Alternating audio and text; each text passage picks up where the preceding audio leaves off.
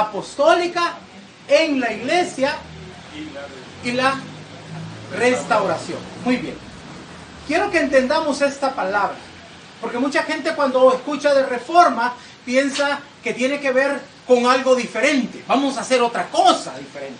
Y no es así. Forma es cuando le damos la primera vez a algo. Reforma es volverlo al original. Porque a veces se ha ido deformando. Reforma quiere decir volverlo al original. No es que vamos a usar algo más, sino que vamos a volver al propósito original que Dios tenía para con la humanidad. La reforma apostólica tiene que ver con lo que nosotros sabemos que es el propósito de Dios. ¿Cuál es el propósito original de Dios para la humanidad? Bueno, lo que Él quería era que el hombre gobernara la tierra por Él. O sea, en representación del Dios Todopoderoso. Ese es el propósito desde el origen. Pero cuando Él puso a Adán y Eva cometieron un error. Y ellos entregaron ¿cómo se llama? Esta autoridad, este poder al enemigo. Entonces, ahora nosotros tenemos que entender lo que tenemos que hacer como ministerio, como congregación. Tenemos que primero entender cuál es el propósito de lo que Dios quería. Entonces, cuando se pierde el derecho legal del hombre para gobernar, porque se lo cede al enemigo, entonces él empieza a hacer tratos con otros hombres para poder siempre tener un pueblo que lo represente en la tierra. Y ese hombre fue Abraham. Abraham fue llamado como hombre para poder levantar una nación. Entonces él comenzó a trabajar con un hombre y después con su casa, con su familia. Ese era el primer orden que él hizo. Y le dijo: a través de ti bendeciré todas las naciones del mundo. Entonces nosotros debemos de entender que él estaba volviendo otra vez al origen, a lo que él quería, a tener a alguien que lo representara para que pudiéramos gobernar la tierra. En ese momento, él le prometió que a través de sus hijos, a través de la familia, se restauraría ese orden divino. Cuando esa familia creció a un nivel de convertirse en una nación, en un pueblo, él les puso a jueces, así se les llamaba en ese tiempo, jueces, que traerían el gobierno o la dirección divina para poder establecerse en esa nación.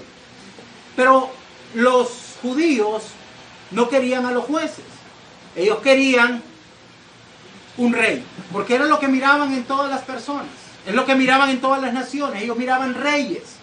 Entonces empezaron a pedir un rey. Bueno, realmente el rey es Jehová Dios de los ejércitos, el gran yo soy. Entonces cuando le empieza a pedir un rey, Samuel se siente contristado y dice: no te preocupes, no es a ti que te han rechazado, porque él fue el último juez. Dice: es a mí que me han rechazado. Aquí comienza a quebrarse el propósito de lo que Dios quería. Aunque él había escogido una nación, esta nación no estaba siguiendo los principios. Ellos estaban imponiéndole al Señor. Y quiero comentar esto, porque a veces nosotros no la creemos de que la sabemos más que Dios. Les voy a contar una experiencia.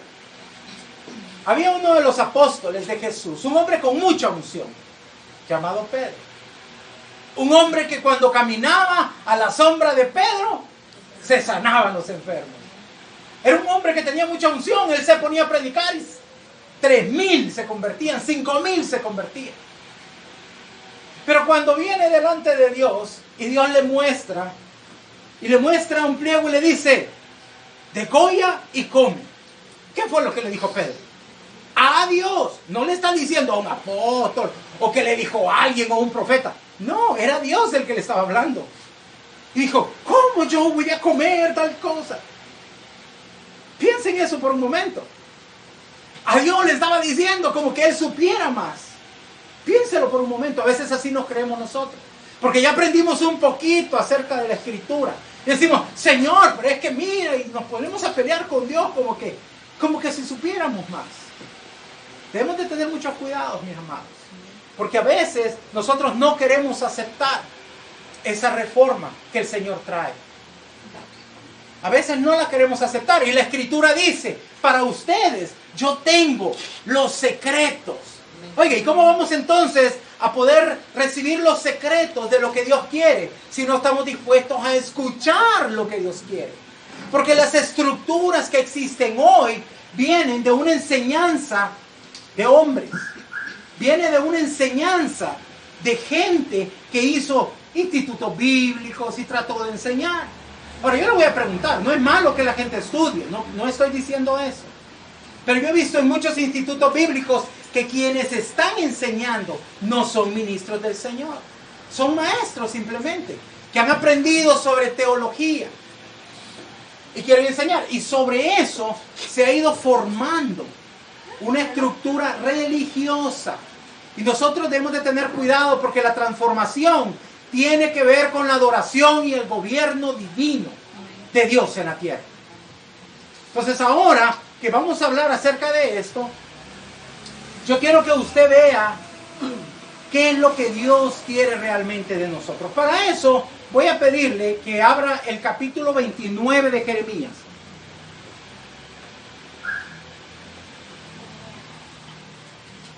Antes de comenzar a contarle esta historia, quiero que veamos el capítulo 29 de Jeremías. Y vamos a leer el versículo 11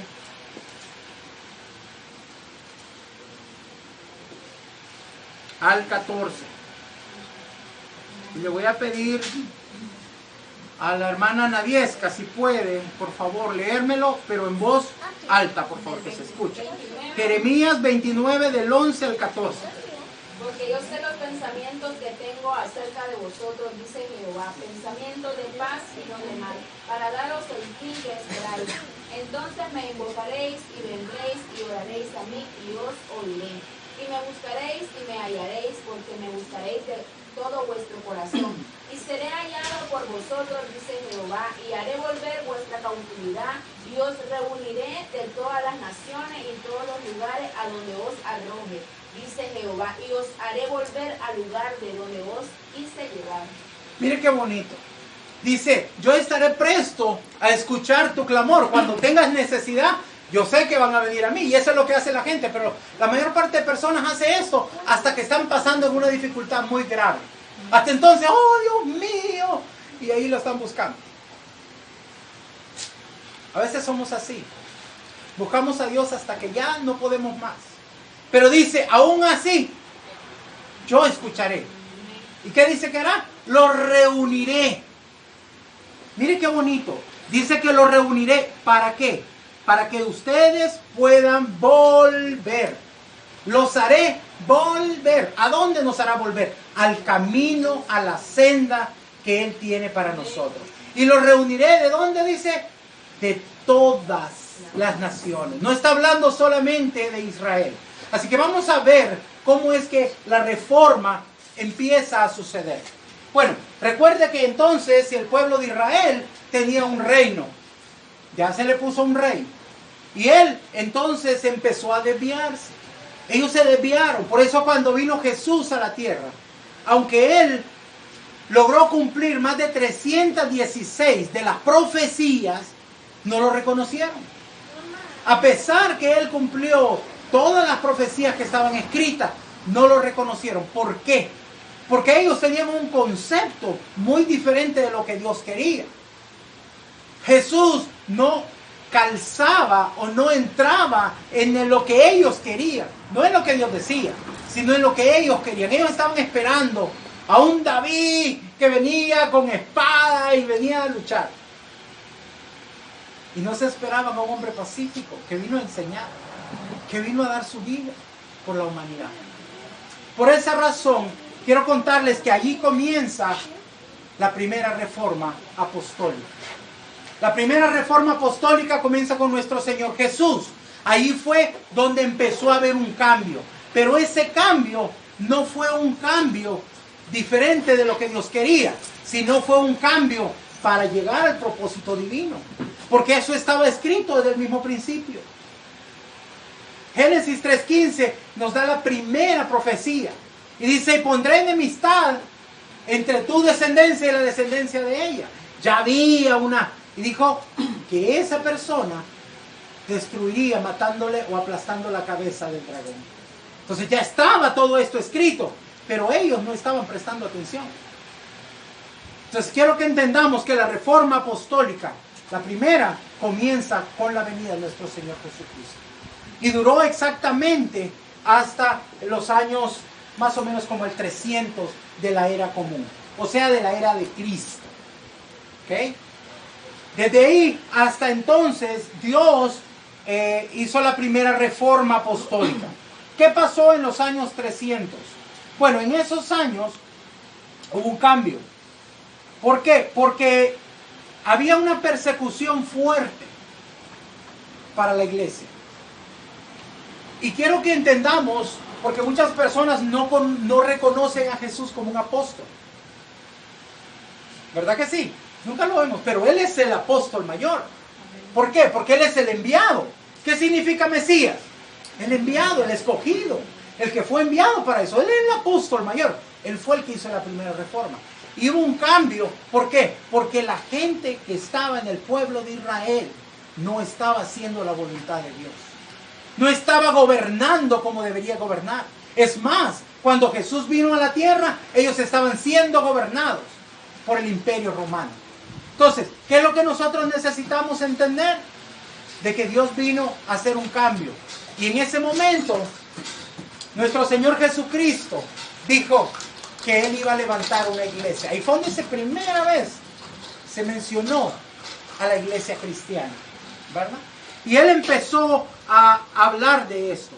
Muy bien, entonces, en el año 300 de la era común, en el año 306 de la era común, se levantó o se proclamó como emperador a un hombre llamado, fíjese bien, Flavius Valerius Aurelius Constantinus.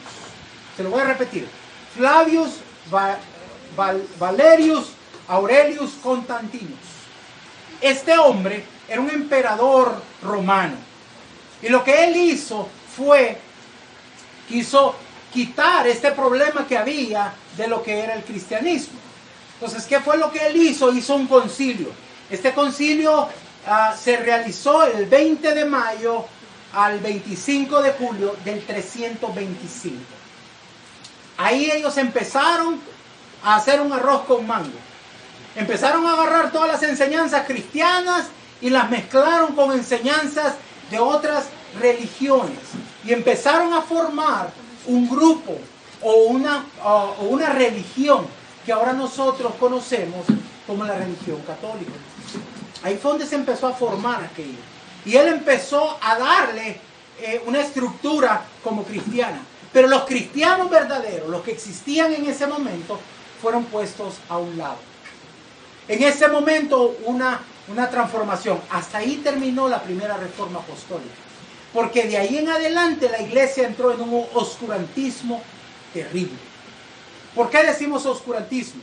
Porque se perdió la luz, se perdió el poder de la iglesia, se perdieron los dones, se perdieron los ministerios, se perdió la adoración verdadera y empezó a entrar la idolatría, empezó a perderse todo lo que Dios quería que se hiciera dentro de la adoración verdadera. Ahí fue donde empezó el oscurantismo y se empezó a apagar la iglesia. ¿Por qué se apagó la iglesia? Porque ellos ya no eran perseguidos. Y al no ser perseguidos, dejaron de orar, dejaron de interceder, dejaron de pedir a Dios, dejaron de estar orando por los enfermos. Dijeron, no, tranquilo, pues ya se van a hacer cargo, ellos van a ser los cristianos. Y los verdaderos cristianos se apagaron. Dejaron de adorar, dejaron de cantar, dejaron de levantar adoración verdadera. Y ahí es donde se entró en un oscurantismo, porque empezaron a venir las enseñanzas falsas. Por eso quiero que entienda muy bien. Nosotros no somos una religión, porque la religión es un arma del diablo. La religión, la religiosidad, el legalismo son armas del enemigo. Por eso es muy importante que entendamos que este fue un periodo donde empezó el oscurantismo. Conceptos babilónicos de la religión, apartados del cristianismo. El Imperio Romano, ellos querían liderar por medio de la iglesia. Y ahí empezó a entrar una mezcla entre la iglesia y el gobierno. Y empezaron ellos a imponer ese liderazgo con su propio sacerdocio, su propia iglesia, su propia idea. Y la iglesia comenzó a ser marginada. Los verdaderos adoradores empezaron a ser olvidados. Aquí fue donde la iglesia perdió el poder. Por la idolatría, por todas las prácticas inmundas que empezaron a verse en ese lugar.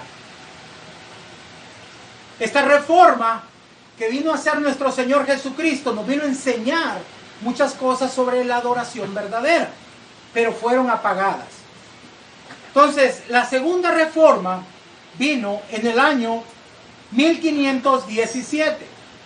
Esta reforma vino a levantarse con un monje alemán llamado Martín Lutero. Él presentó un escrito delante de la iglesia de Wittenberg. Ahí él empezó a presentar una tesis y empezó a señalar cosas que estaban haciendo la iglesia que no estaba bien. Empezó a decir, no se debe cobrar por la salvación, porque en aquel tiempo te cobraba. Si tú tenías un pariente que había muerto, le decían, venga, pague una misa y entonces nosotros vamos a orar para que él obtenga salvación. Y él dijo, no, la salvación no es por obra, no es por lo que pagues, sino por fe. La salvación es a través de la sangre de nuestro Señor Jesucristo. Creo que no me vieron. La salvación es a través de la sangre de nuestro Señor Jesucristo. Amén. Así es. Y usted debe de saberlo. Usted debe entender ese concepto. Porque es importante. La mayor parte de personas oran para que Dios le perdone los pecados. Los pecados no son perdonados, mis amados. Discúlpeme que le diga eso. Pero es pagado un precio por ellos. Si usted ve en Romanos, la Biblia dice, el pago del pecado, perdón, no los escuché, el pago del pecado, ajá, entonces cuando nosotros pecamos, el pago de esto debería ser la muerte, pero no morimos nosotros, murió Cristo por nosotros, así es como se paga ese pecado. Quiero que lo entendamos porque muchos de nosotros a veces no entendemos que no es que Dios solamente nos perdona, sino es que nosotros debemos entender que se paga un precio. Por eso nosotros hablamos de justificación. Somos justificados delante de la presencia de nuestro Señor. Bueno, en este momento entró la segunda reforma. Y aquí en este momento empezaron otra vez a levantarse las verdades bíblicas. Empezó a hablarse de la idolatría. Aquí fue donde se levantó una organización que se le conoce como los luteranos. Y empezó a transformarse a través de organizaciones en países que nosotros ahora vamos a conocer. Por ejemplo, empezó a levantarse la adoración en Alemania, Austria. Y fueron estos lugares donde comenzó el evangelio y la reforma. Después pasó a Holanda, Suecia, Noruega, Dinamarca. Pero cuando llegó a Escocia e Inglaterra, aquí se desató, fíjese bien, el poder sobrenatural del Espíritu Santo. Ahí fue donde comenzó una reforma donde el Espíritu Santo vino. Y es muy interesante que en estos lugares hubo, por ejemplo, en algunos lugares como Gales, por ejemplo, hubo unos avivamientos extraordinarios con el poder sobrenatural del Espíritu Santo. Y ahí es donde nosotros vamos entendiendo que empieza la reforma. Pero después, esta reforma agarra más fuerza. Mire qué interesante. Y aquí empieza la tercera parte. Cuando en el año 1904, 1905, 1906, en la calle Azusa, California, donde empezó a levantarse nuevamente con el poder sobrenatural del Espíritu Santo, un nuevo Pentecostés en los Estados Unidos. Y ahí en este lugar, junto como lo había sucedido en Escocia, en Gales, en Inglaterra, se levanta en la calle Azusa, en California, donde solo en 5 años se registra cerca de 50 millones de personas que fueron llenas del Espíritu Santo. 50 millones en pocos años, 5 años.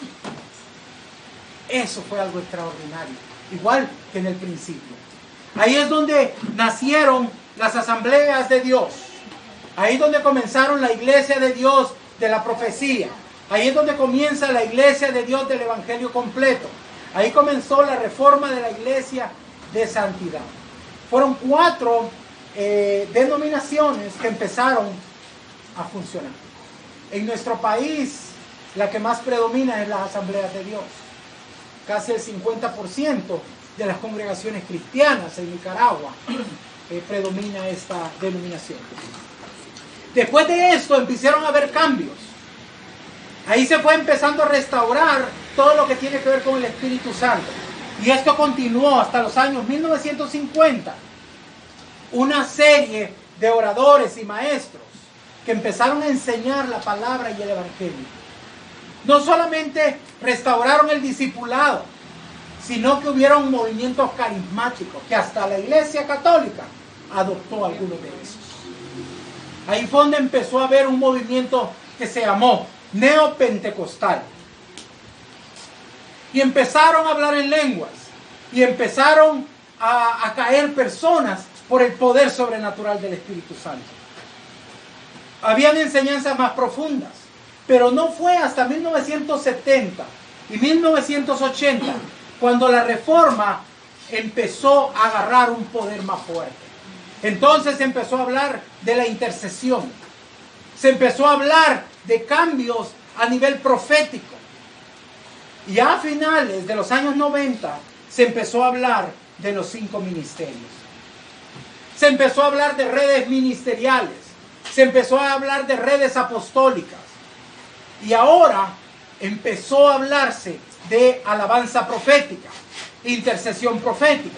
Pero no fue hasta en el siglo XXI que empezó a haber una restauración completa de todas las verdades bíblicas. Es muy importante que entendamos esto, mis amados, porque entonces podemos entender cómo ha venido el Señor restaurando, cómo ha venido Él levantando la adoración verdadera. Es muy importante que entendamos todo esto, para que entendamos cómo ha venido la reforma. La reforma no ha venido a cambiar algo diferente, vino a traernos al camino que la iglesia debería haber seguido desde el principio. Entonces, a partir de este momento, se empezó a ver oración, intercesión, adoración verdadera, ¿verdad? Y así fue como se cumplió la tercera reforma. Según estudiosos, dice que ahorita, en este tiempo, después del año 2010, se ha levantado la cuarta reforma apostólica. Ya se ha logrado recuperar muchas de las verdades, pero hay iglesias que todavía no lo aceptan. Hay iglesias que todavía no aceptan el mover del Espíritu Santo. Hay denominaciones que no aceptan la alabanza como Dios quiere. La adoración profética. Algunos no aceptan a los profetas. Algunos no aceptan lo apostólico. O sea, todavía hay muchas organizaciones que no están aceptando los 5 ministerios. Entonces nosotros vamos a entender que Dios quiere cambiar, quiere transformar toda la iglesia para que traiga una adoración verdadera. Así es que, como estamos por entrar en esta reforma, estamos en el tiempo importante. Los presentes debemos de entender que este es un llamado a la vida de cada uno de ustedes. A abrazar estas verdades bíblicas, estos conceptos apostólicos y proféticos, para señalar que debemos de servir a un reino, que es el reino de Dios. Porque muchas organizaciones ni siquiera predican del reino. Es más, yo he ido a lugares que ni siquiera hablan del Evangelio de nuestro Señor Jesucristo. Están hablando una semilla muy vieja, una semilla de maldición. Si tú no te conviertes, te vas a ir al infierno.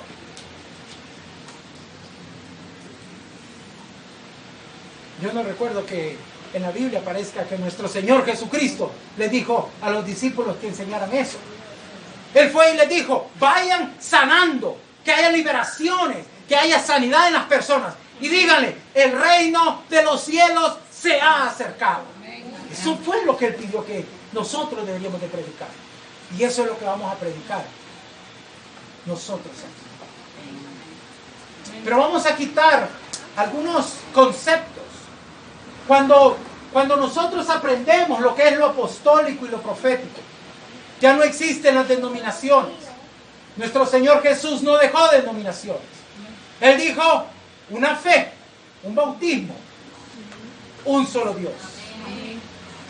Así que nosotros bendecimos a todos los hermanos de la Asamblea de Dios, a los bautistas, todas las denominaciones. Siempre y cuando estén enseñando una doctrina sana, nosotros decimos, son nuestros hermanos. Amén. Nosotros no vamos a hacer distinción, porque el cuerpo se compone de muchas partes, pero es un solo cuerpo. Amén. Con una sola fe, amén, sirviendo al único Dios verdadero. Amén. Entonces vamos a entender acerca de esta reforma apostólica, para que nosotros podamos llevar la adoración verdadera a todo el mundo. Esto quiere decir, mis amados, que va a haber un cambio de la forma de cómo nosotros pensamos. Y debemos de involucrarnos, porque la iglesia se ha apartado de muchas cosas. Fíjense que la iglesia, por ejemplo, se ha apartado del mundo. Y Jesús no fue lo que dijo. Le dijo, Señor, yo te pido que no los saques del mundo, dijo, sino que los cuides adentro del mundo. Nos hemos olvidado de toda la situación, por ejemplo, política. La mayor parte de los cristianos ni siquiera votan. Y después nos andamos quejando por la situación.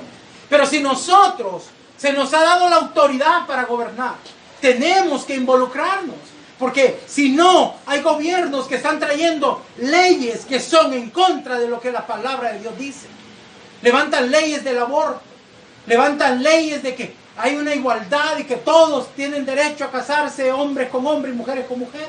Eso está en contra de lo que dice la palabra de Dios. Amén. Y nosotros tenemos que tomar un lugar. Amén. La mayor parte de las iglesias se han olvidado de la parte comercial. Pero Dios dijo que su pueblo iba a tener abundancia. Pero han enseñado que el dinero es malo. No, la Biblia no dice eso. La Biblia dice que la codicia es mala. Que lo que la gente hace, que hace cualquier cosa por obtener dinero, eso sí es malo. Pero trabajar no. El Señor dijo claramente que todos debemos de trabajar. Porque el que no trabaje, y entonces se nos ha olvidado y hemos dejado que otros, los hijos de Belial, los hijos de las tinieblas, controlen eso. Y por eso es que hay tanta escasez de alimentos. Por eso es que no encontramos precios justos. Por eso es que no encontramos vamos a llamarlo así, un comercio saludable para todo el mundo. Por eso es que hay tanta pobreza. Porque se les ha olvidado que Dios es el Dios de la sobreabundancia. Amén. Es un Dios de prosperidad. Él le dijo a su pueblo, y te bendeciré grandemente. Entonces nosotros debemos de entender que esta reforma significa que todos debemos de colocarnos en posiciones especiales. Por ejemplo, hace 20, 30 o 40 años le decían, no vayas a la universidad a los jóvenes. No vayas porque te vas a perder. No, no es eso. Hoy tenemos que enseñar a nuestros hijos. Tenemos que enseñarlos para que sean buenos estudiantes. Para que ellos puedan estudiar y tener siempre en su mente el propósito divino. Y ayudarlos para que vayan a la universidad. Si no, ¿cómo podremos tomar las áreas donde necesitamos estar? Para que la luz gobierne en medio de las tinieblas. Es importante que entendamos que hay muchas cosas que no hemos entendido, que no hemos comprendido. Debemos de entender que debe de haber un cambio en la forma de predicación. Y ahora muchos de ustedes están diciendo, bueno, está muy bonito el cuento que me está contando el apóstol. La historia, ¿verdad? Porque esto es historia, esto lo puede usted encontrar en Google. Vea el nombre de la persona esa que le diga, ahí va a ver la historia. Pero le quiero mostrar con las escrituras cómo es esta reforma que el Señor nos está trayendo. Para eso, quiero que entendamos tres cosas primero, antes de empezar. Vamos a comenzar a hablar sobre la restauración. Pero antes de eso, quiero que abra su Biblia en Hechos, capítulo 3, del 20 al 21. Y la hermana Darly me lo lee, pero fuerte. Hechos 3, del 20 al 21.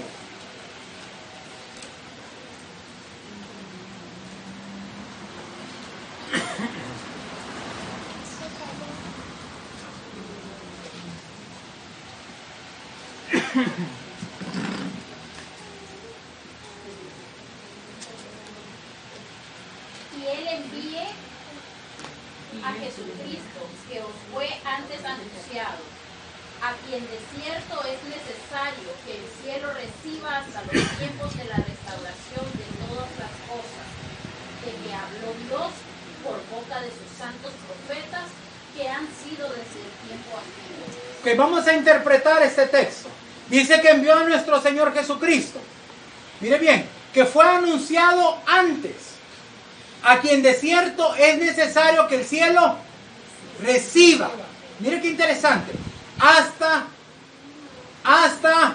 los tiempos de la restauración. O sea que para que Jesús venga, tiene que haber ¿qué? Restauración. Así que lo que vamos a ver, esto fue algo que fue profetizado por los profetas desde tiempo antiguo. Para que haya un retorno de nuestro Señor, tiene que haber restauración. Así que vamos a ver un poco de la restauración. Vamos a ver ahora Salmos capítulo 69. Vamos a ver el versículo 35 y 36. Salmos 69, 35 y 36. Me lo va a leer la hermanita Angie, por favor. Amén. Porque Dios salvará a Sión y reedificará las ciudades de Judá y habitará allí y la poseerán. La descendencia de su siervo la heredarán y los que aman su nombre habitarán en ella. Muy bien, entonces quiere decir, no sé si usted sabe, cuando se habla del monte Sión, ¿de qué se está hablando? Se está hablando del monte donde está la presencia de Dios. Al monte Sión era el lugar donde se conocía como lo que ahora nosotros conocemos como Jerusalén, porque allí es donde se encontraba la adoración verdadera. Dice que Él restaurará. Miren bien qué interesante. ¿Para qué va a restaurar? Fíjense bien. Dice que restaurará para que sus siervos la hereden. Para que nosotros podamos heredar. Él va a restaurar todo un lugar que es la casa de Dios o la gran ciudad. La ciudad que nosotros conocemos como Jerusalén. Pero ahora vamos a hablar de una restauración que pasó en el tiempo pasado. Esta unción fue puesta sobre Nehemías. Así que quiero que busque Nehemías porque vamos a leer en Nehemías acerca del tiempo de la restauración. Nehemías capítulo 2 primero.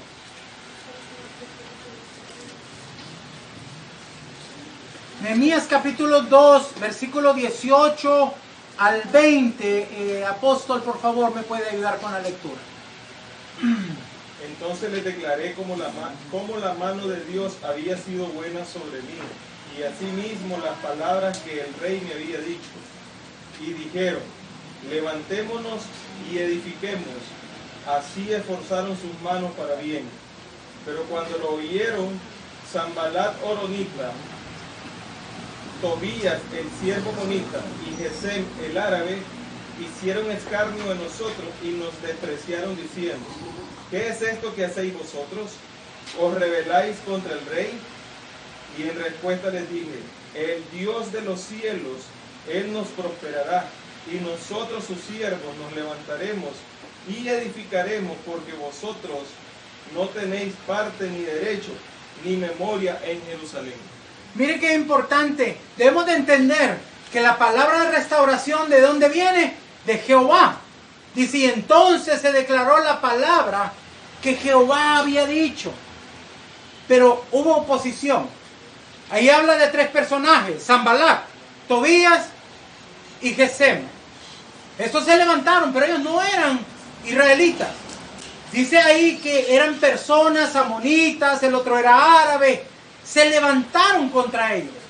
¿Qué quiere decir esto, mi amado? Que cuando usted y yo empecemos la restauración, vamos a tener oposición. Y yo esta semana les envié una palabra muy importante. No escuche palabras del enemigo. Porque lo que él quiere es desanimarlo. Eso es lo que todo, eso ha venido él. A destruir, a dividir y a matar. No escuche esas palabras. ¿Por qué? Porque ellos son los que querían desanimar al pueblo. Ahora quiero que entendamos que es muy importante esto. Ahora vamos a ir al capítulo 3 y vamos a empezar a leer algunos textos muy importantes que debemos de conocer. Nehemías 3:1. Y vamos a empezar a ver la restauración. ¿Qué áreas Dios quiere que restauremos? Nehemías capítulo 3. Vamos a pedirle a la hermana Carla que nos lo lea. El versículo 1.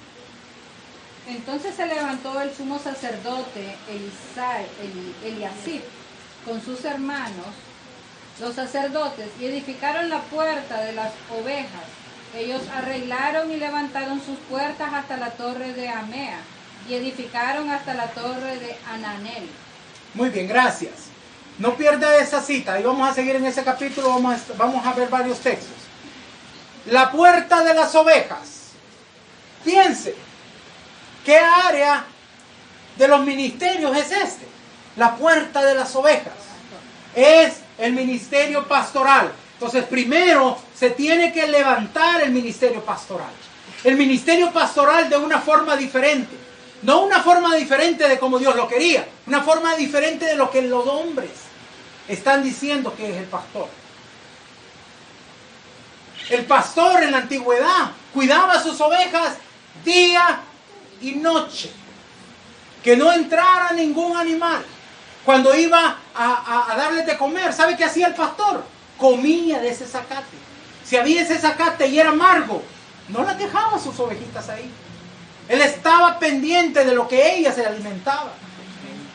Ahora las ovejas comen de cualquier cosa. Ponen la radio, encienden la televisión y agarran, no saben ni de quién viene esa palabra. Tenemos que tener cuidado a quién estamos escuchando. Así que los pastores es el primer ministerio que se va a restaurar en este tiempo. Así que debemos de empezar a trabajar, en empezar a preparar a los pastores, porque esta es la puerta que Nehemías empezó a restaurar. Ahora nos vamos a ir al versículo 3. María, por favor.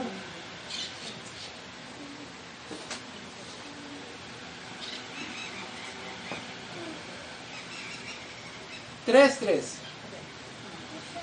hijos de Sena edificaron la puerta del pescado. Ellos la enmaderaron y levantaron sus puertas con su cerradura y su cerrojo.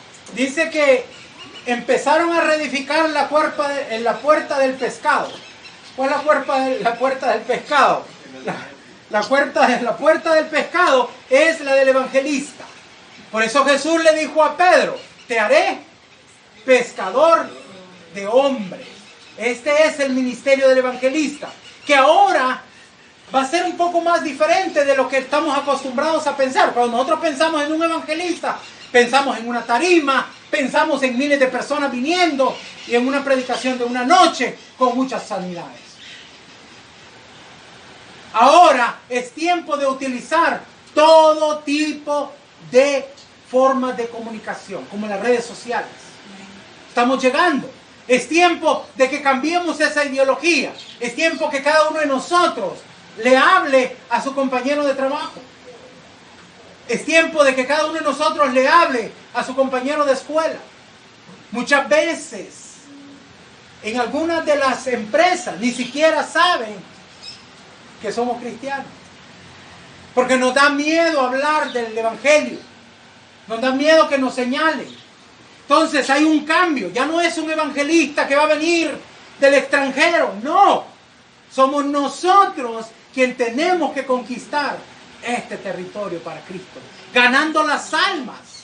Somos nosotros los que vamos a evangelizar. No es solamente un ministerio. Entramos en una nueva década. Esta década es la década del evangelista. Así que es a levantarnos y a predicar.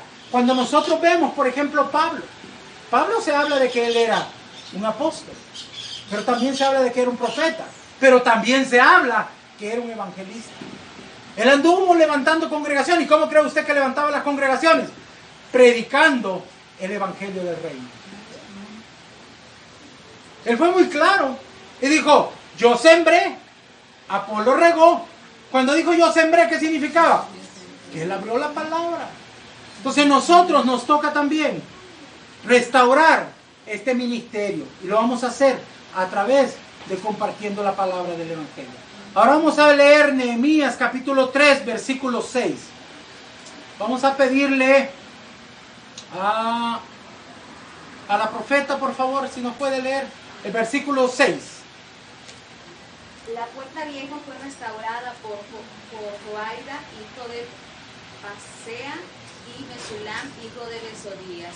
Ellos la enmaderaron y levantaron sus puertas con sus cerraduras y cerrojos. Muy bien. Está hablando de la puerta vieja. ¿Qué significa la puerta vieja? Restablecimiento de las doctrinas sanas, de los rudimentos, de la senda antigua, de lo que el Señor nos dejó, de la adoración tal y como se debería hacer. Pero esto, ¿quién lo hace? Bueno, esto lo enseña el ministerio del maestro. Es el maestro el que está enseñando. Es el maestro el que nos está volviendo a recordar los rudimentos. No es algo nuevo. Estamos regresando a la senda antigua. Entonces esto significa la restauración del ministerio del maestro. Ahora vamos a leer el versículo 13. Hermanita Darling, por favor. La puerta del valle la restauró Anún con los moradores de Sanoa. Ellos la reedificaron y levantaron sus puertas con sus cerraduras y sus cerrojos y 1000 codos del muro hasta la puerta de Muladar. ¿Qué es la puerta del Muladar? O la puerta del valle. Tiene que ver con la humildad, con la sencillez de la casa. ¿Por qué? Porque al restaurar esta puerta, muchas personas no conocen que en esto tiene que ver con el servicio. Esta era la puerta que utilizaban el servicio. La restauración de la adoración verdadera empieza por los servidores. Nuestro Señor Jesucristo dijo: el que quiere ser más grande entre vosotros tiene que servir a sus hermanos. Entonces, tenemos que entender que con humildad y sencillez debemos de aprender lo que es el servicio a la congregación. Tal vez a lo mejor alguien llega y le pide un vasito de agua. Espéreme, yo no soy el servidor. No. El servicio a la congregación cristiana es muy importante y debemos de cuidarla. Y eso se hace con humildad y sencillez de corazón. Ahora vamos a ir a Nehemías capítulo 3, versículo 14. Mis amados, yo estoy dándole un repasito y le estoy tocando puntos muy específicos. Pero espero que usted después haga el tiempo y que lea todo esto, porque esto es muy importante. Es parte de la restauración, de la adoración verdadera, de lo que el Señor está cambiando en nuestro día. Vamos a ver ahora Nehemías capítulo 3, versículo 14. Hermanita Nadiesca. Reedificó la puerta de Muladar Malquías, hijo de Recat, gobernador de la provincia de Jacobel. Él la reedificó y levantó sus puertas, sus cerraduras y sus cerrojos. No hemos leído eso. Sí leímos lo del Muladar, ¿verdad? Sí. Muy bien. Le voy a explicar un poquito más acerca del Muladar. La puerta del Muladar era donde se sacaba la basura. Era la puerta de que usaban los servidores. Por eso que tiene que ver con la humildad, tiene que ver con el servicio. Porque a veces nosotros, nuestro orgullo no nos permite servir a Dios. Yo le voy a decir una cosa. Jesucristo dijo, el que sirve a un profeta, recompensa del profeta tiene. Dice, y si le das un vaso de agua a uno de los más chiquitos, es como que a mí me lo hicieron. Entonces el servicio es una de las cosas muy importantes que debemos de entender. Debemos de aprender, ¿verdad? Bien, vamos a pasar ahora al versículo 15. El versículo 15, le vamos a pedir a la hermana Angie, por favor, profeta, que nos ayude. Amén. Salud, hijo de Ose, gobernador de la región de Mizpa, restauró la puerta de la fuente. Él la reedificó, la enmaderó y levantó sus puertas, sus cerraduras, sus cerrojos y el muro del estanque de Siloé, hacia el huerto del rey y hasta las gradas que descienden de la ciudad de David. Muy bien. Dice que en este lugar, dice que se restauró la puerta de la fuente. Esto tiene que ver con la restauración del bautismo y la llenura del Espíritu Santo. Mire, hay muchas, como había hablado antes, como había explicado antes, hay muchas organizaciones que ni siquiera sienten el enseñar sobre el mover del Espíritu Santo. Nosotros enseñamos eso, porque es importante. Sin la fuente del Espíritu Santo como guía, no vamos a poder restaurar lo demás. Necesitamos que haya esa agua en nosotros. Eso significa la llenura y el bautismo del Espíritu Santo, porque la plenitud del Espíritu Santo nos llevará a la restauración de todas las cosas. Es muy importante que entendamos esto. El Espíritu Santo es quien nos guía. Él es el que nos guía al Padre. También nos guía a toda verdad. Es muy importante que entendamos. Además, nuestro Señor Jesucristo dijo, y de ustedes emanará fuentes de agua de vida. ¿Cómo va a emanar fuente de agua si no tenemos esa fuente original que viene de nuestro Señor Jesucristo? Muy bien, ahora vamos a leer Nehemías 26. Le vamos a pedir a la profeta Carla, por favor. Amén. Y los sirvientes del templo que habitaban en Ofén restauraron hasta el frente de la puerta de las aguas, al oriente, y la torre que sobresalía. Muy bien. Dice que en este lugar se restauró, dice, la puerta que viene hacia el oriente. Pero a esta puerta se le llama la puerta de las aguas. Y es muy importante que entendamos que la puerta de las aguas tiene que ver con la restauración de la doctrina correcta del bautismo en agua. Mire qué importante es esto. Hay muchas doctrinas de hombres que han venido para acá. Por ejemplo, en Estados Unidos, si usted no tiene una bata blanca y se peina no sé cómo, no lo pueden bautizar. En otros lugares, si usted no ha recibido un año de discipulado, no lo pueden bautizar. ¿Sabía usted eso? Tiene que haber recibido el discipulado y bueno, yo no sé usted, pero en mi Biblia nada de eso dice. En mi Biblia lo que dice es, si creyeres y fuese bautizado, serás salvo. Eso es lo que dice mi Biblia. Yo no sé lo que dice la suya. Ahí no habla de discipulado. Si creyeses y fuese bautizado, serás salvo.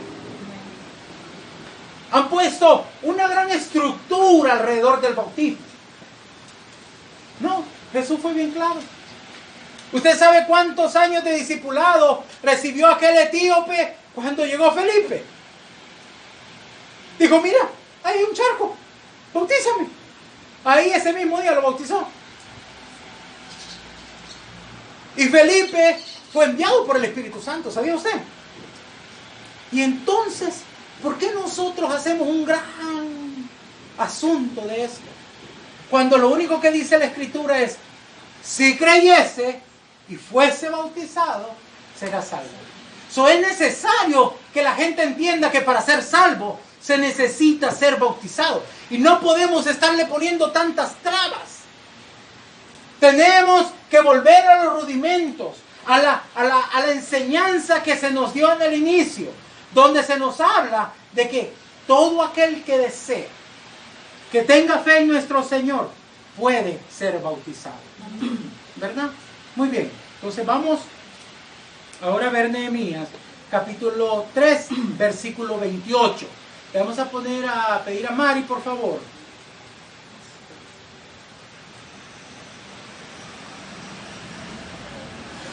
Tres, 28.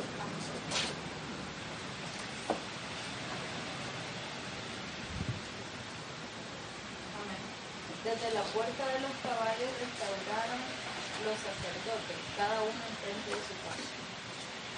Desde la puerta de los caballos. Los caballos tienen que ver con un movimiento profético. Los caballos tienen que ver con una fuerza, con vigor, con la fuerza que tiene que ver con la conquista profética. Esto tiene que ver con restaurar el ministerio profético. Con eso tiene que ver. Muy bien, ahora vamos a ver el versículo 29. Apóstol, por favor. Después de ello restauró Sadoc, hijo de Imer, enfrente de su casa, y después de él restauró Semaías, hijo de Zacarías, guarda de la puerta oriental. Bien, en la puerta oriental se restauró donde habían dos brazos que eran importantes en la casa del Señor. Dos brazos que también en la congregación verdadera son muy importantes. El brazo de la adoración y el brazo de la intercesión. Muchas congregaciones se han olvidado de la adoración verdadera. Se han olvidado que la adoración es para Dios. Y llegan y dicen, ay, es que no siento nada, es que no es para usted la adoración es para Dios. Doble rodilla y toque el corazón del Dios Todopoderoso.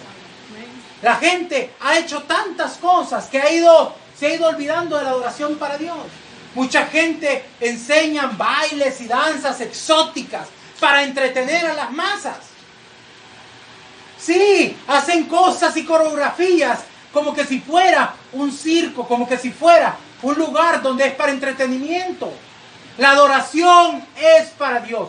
Claro que hay danza profética, hay personas que danzan, pero tiene que ver con danza que viene por medio del Espíritu Santo. No una danza coreografiada. No, demasiadas cosas para dar entretenimiento al pueblo. No, es el pueblo el que tiene que adorar al Dios verdadero. Es importante que entendamos. También tiene que ver con la intercesión. Mis amados, la intercesión es tan importante como las paredes de su casa. Nosotros tenemos que estar intercediendo por la familia, por su hogar, por el ministerio, por la congregación. Y a muchos se nos olvida acerca de la intercesión de nuestra propia casa. ¡Ay, estoy enfermo! ¿Usted sabe lo que hacían antes? Había gente que tenía que estar cuidando día y noche para que no llegara nadie. Nosotros ni con un ojo queremos intercederle a nuestro Señor por nuestra familia. Debemos de tener cuidado. Es tiempo de restaurar la adoración verdadera y la intercesión. Estas son dos cosas muy importantes en nuestro tiempo. Muy bien, vamos a continuar ahora. Vamos a leer Nehemías 3:31. Y vamos a pedirle a... ¿Quién no me ha leído? Vamos a ver. Profeta, por favor. Después de él restauró Malaquías, hijo del platero, hasta la casa de los sirvientes del templo y de los comerciantes, enfrente de la puerta del juicio y hasta la sala de la esquina. Mis amados, la puerta del juicio tiene que ver con un movimiento apostólico. Porque son los apóstoles los que se paran delante de la presencia de Dios, delante de la Corte Suprema Celestial, y piden al Padre por justicia, por lo que se está haciendo. Y crean, la justicia llega cuando el Padre sabe que es tiempo. Nosotros hemos experimentado, porque ya hemos puesto demandas en la Corte Suprema Celestial. No quiero hablarles de los resultados, porque eso no nos corresponde a nosotros. Nosotros solo nos toca pedir por esa justicia. Está hablando de la restauración del ministerio apostólico. Y ahora, mis amados, vamos a pasar al capítulo 4. Y vamos a hablar en el versículo 6. Vamos a pedirle a la hermanita Nadiesca, por favor. 4:6. Edificamos pues el muro y toda la muralla fue terminada hasta la mitad de su altura porque el pueblo tuvo ánimo para trabajar. Dice que la muralla se pudo levantar hasta la mitad. ¿Por qué? Porque el pueblo tuvo ánimo. ¿Qué significa eso? Que a la mitad perdieron el ánimo. ¿Por qué perdemos el ánimo? Por escuchar, como dijimos al principio, cosas que el enemigo nos está diciendo. A veces te está diciendo, no puedes hacer eso. Tú no sabes hacer eso. No vas a poder terminar. Ni para qué empiezas, para qué sigues. Si no vas a poder alcanzar a hacerlo todo.